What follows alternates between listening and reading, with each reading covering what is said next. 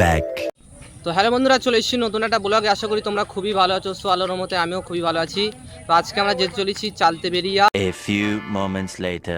তো ফাইনালি আমরা দেখতে পাচ্ছ কোঁচপুকুর গ্রামে চলে এসেছি, আর এসেই দেখতে পাচ্ছি প্রচুর মানুষের ভিড়। একেবারে সন্ধে হতে যায়, তারপরেও মা বোন ভাইয়েরা সব চারিদিক থেকে লাইন দিয়ে সব দাঁড়িয়ে আসছে। দেখতে পাচ্ছেন পুরো গ্রামের প্রায় লোক এখানে আসে। চারিদিকেই একেবারে মানুষ আর মানুষ, সব ভাইজানের ভালোবাসার মানুষেরা দেখতেই পাচ্ছে সব দাঁড়িয়ে আছে। এইগুলোই বলে ভালোবাসা ভাইজানের। ফাইনালি কিন্তু ভাইজান এসে গেছে, আর দেখতে পাচ্ছেন ভালোবাসার মানুষেরা সব কিন্তু দাঁড়িয়ে আছে, অপেক্ষা করছে কখন আসবে ভাঙড়ের বিধায়ক। আর একেবারে চারিদিকে প্রচুর মানুষের ভিড় দেখতেই পাচ্ছেন আমরা, দেখুন প্রচুর মানুষের ভিড়। ভাইজান কিন্তু আসছে, প্রচুর ভিড়।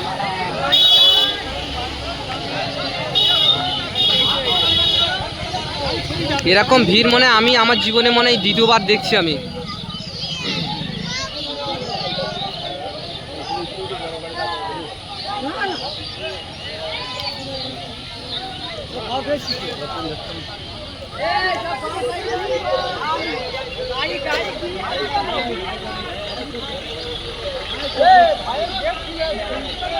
দাদা কেমন আছো?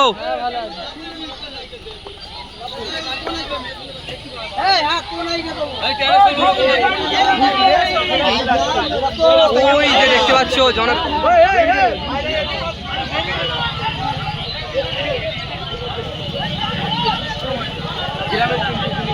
যাচ্ছেন।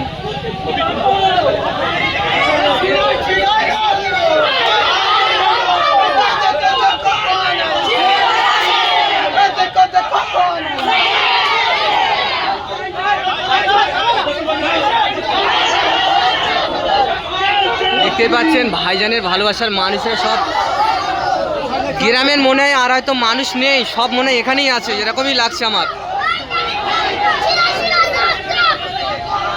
দেখতে পাচ্ছেন মানুষের একই ভিড় ভাই, অসাধারণ ভিড় ভাই, সত্যি খুব ভালো লাগে।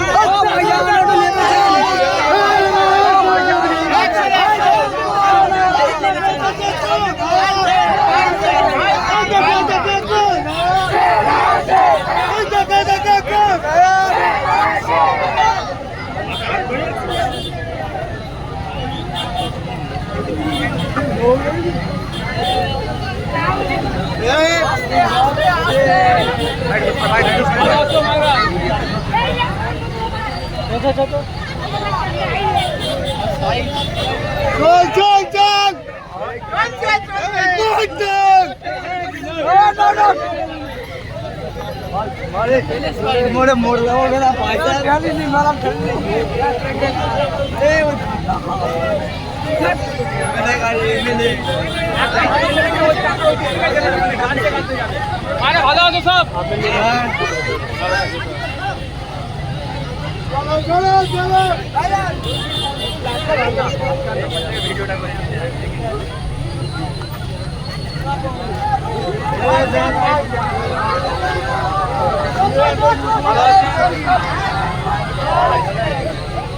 এখান থেকে 3 নম্বরে যাবো, ভালো আছে।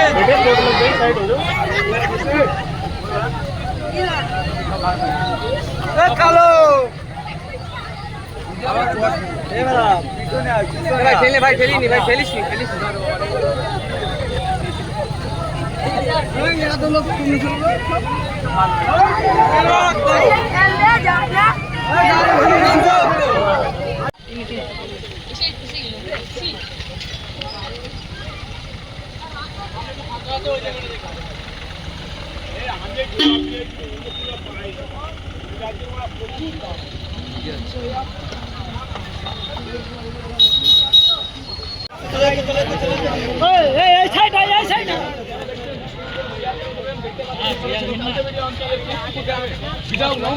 জনসংযোগ সেই ছবি আমরা আমাদের ক্যামেরায় তুলে ধরছি। সরাসরি লাইভের মাধ্যমে দেখতে পাচ্ছেন সেই ছবি।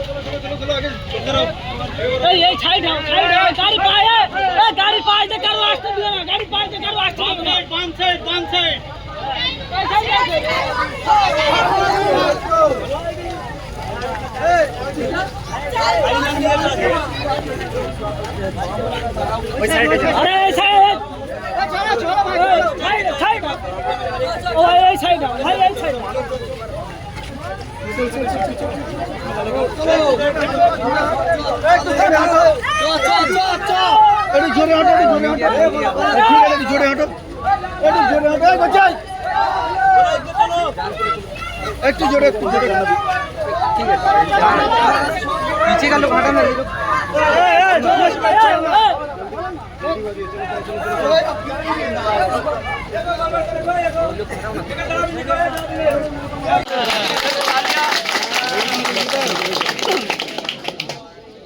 ভাই রাস্তাটা ক্লিয়ার রাখবেন, প্রথম অনুরোধ আমার।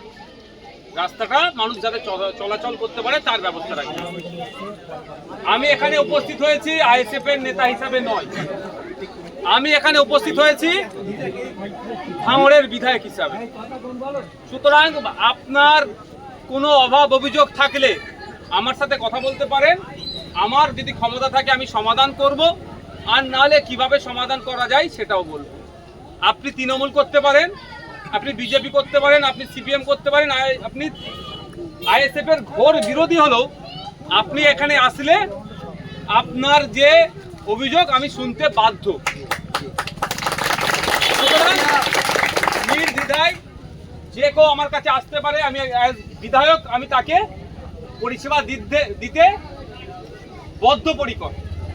কেউ যদি বলে তোরা আমাকে ভোট দিসনি, হ্যান করিনি, ত্যান করিনি, সেটা সংবিধান বহির্ভূত কথা বলে, ও দেশদ্রোহীর মতো কথা বলে। আমি যখন ভোটে লড়াই করেছিলাম 2021 সালে সংযুক্ত মোর্চা তথা আইএসএফ এর আমি প্রার্থী ছিলাম।